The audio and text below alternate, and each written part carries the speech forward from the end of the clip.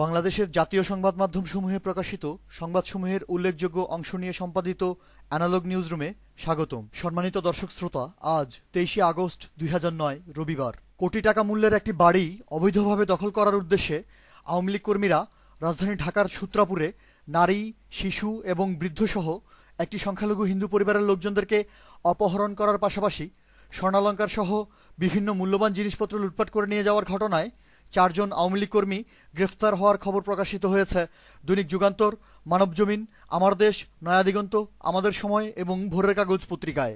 সহিংসতায় পিছিয়ে নেই সরকার সমর্থক ছাত্রলীগের নারী কর্মীরাও।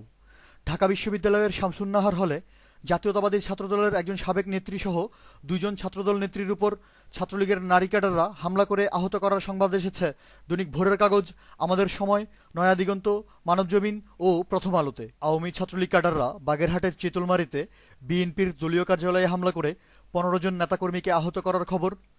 রাজশাহী বিশ্ববিদ্যালয়ে একটি ছাত্র সংগঠনের কর্মসূচি পণ্ড করতে ছাত্রলীগ একই স্থানে পাল্টা কর্মসূচি দেওয়ার ফলে 144 ধারা জারি হওয়ার সংবাদ।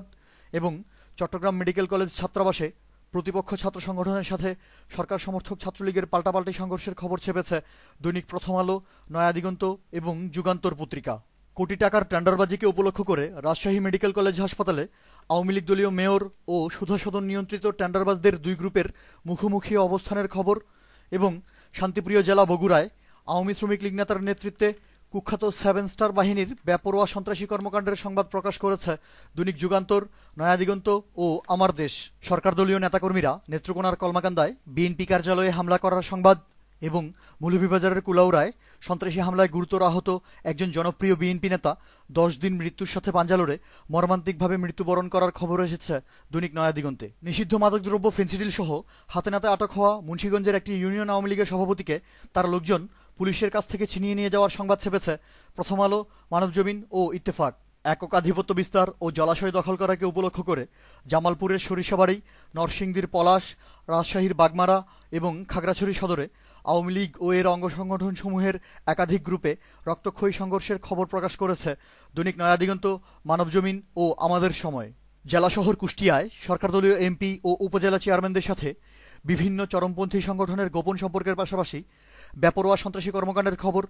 এবং জেলা স্বেচ্ছাসেবক লীগের সভাপতি ও সাধারণ সম্পাদক পদে 2 জন তালিকাভুক্ত শীর্ষ সন্ত্রাসী, সাংবাদিক নির্যাতনকারী এবং মাদক ব্যবসায়ীকে মনোনীত করার ঘটনায় সাধারণ জনগণের মাঝে আতঙ্ক সৃষ্টি হওয়ার খবর এসেছে প্রথম আলো ও মানবজমিনে। পার্বত্য জেলা বান্দরবানে বেপরোয়া অপহরণ বাণিজ্যের উপর একটি প্রতিবেদন। এবং খাগড়াছড়িতে ভারতীয় বিভিন্ন সন্ত্রাসী সংগঠনের ঘাঁটি গড়ে তোলার উপর একটি অনুসন্ধানী প্রতিবেদন ছেপেছে যথাক্রমে মানবজমিন ও ভোরের কাগজ। তীব্র লোডশেডিং ও জ্বালানি গ্যাস সংকটের উপর পৃথক পৃথক প্রতিবেদন এসেছে নয়াদিগন্ত, যুগান্তর এবং bdnews24.com-এ। রাজশাহী, মৌলভীবাজার, দিনাজপুর এবং নাটোরে সরকারি ধান চাল সংগ্রহ অভিযান এবং ভিজিএফ প্রকল্পে অনিয়ম ও দুর্নীতির সংবাদ ছেপেছে আমাদের সময়, প্রথম আলো এবং আমার দেশ। প্রতিদিনের মতো আজও সারা দেশের বাজার পরিস্থিতির দুরবস্থা নিয়ে সংবাদ প্রকাশ করেছে দৈনিক প্রথম আলো, যুগান্তর, মানবজমিন, আমার দেশ, ইত্তেফাক এবং আমাদের সময় পত্রিকা। অ্যানালগ নিউজ আজ এ পর্যন্তই। আমাদের পরবর্তী নিউজ শোনার আমন্ত্রণ জানিয়ে আজকের মতো বিদায়। ধন্যবাদ।